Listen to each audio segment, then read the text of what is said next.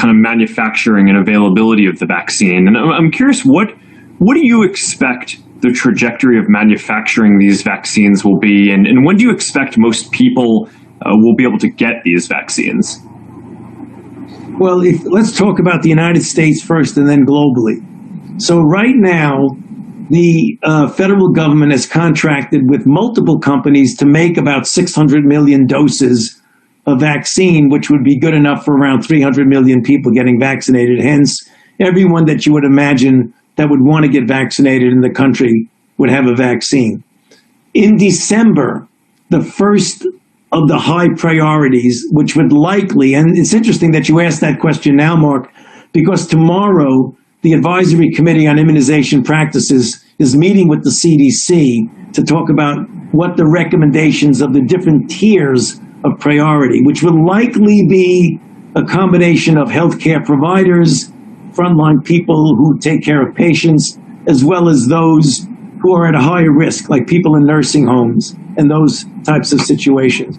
Then as we get into January, the next tier, and February and March, by the time we get to April, there would likely have taken care of all the high priority, and then the general population of the normal, healthy young man or woman, 30 years old, who's got no underlying conditions, can walk in to a CVS or to a Walgreens and get vaccinated.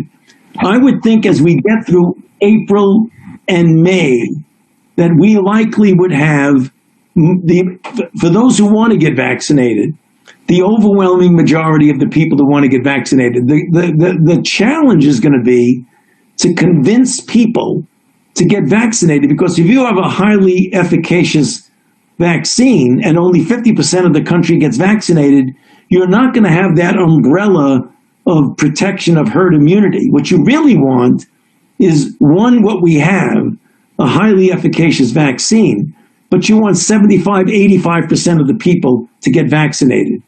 If we get to that point, Mark, and people get vaccinated, by the end of the second quarter of the year, you could have enough protection in this country that the pandemic as we know it will be well suppressed below the danger point. Got it. So more specifically, what do you expect the vaccine availability will look like, later this winter, and then in the spring, and then by the summer? When do you expect we're going to be at the point where everyone who wants to get the vaccine is able to do so?